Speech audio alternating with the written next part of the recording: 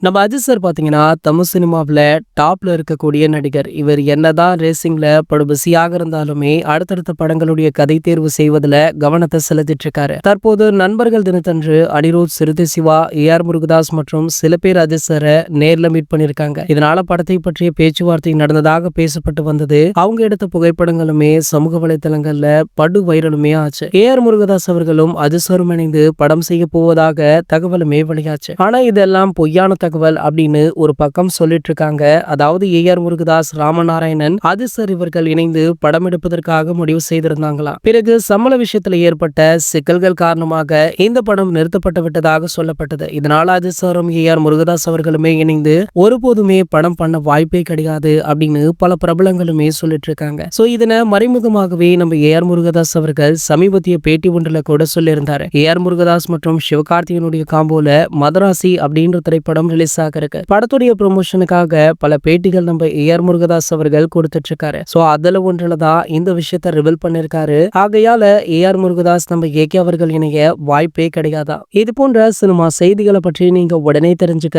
நம்மளுடைய சேனலை மறக்காம சப்ஸ்கிரைப் பண்ணிக்கோங்க.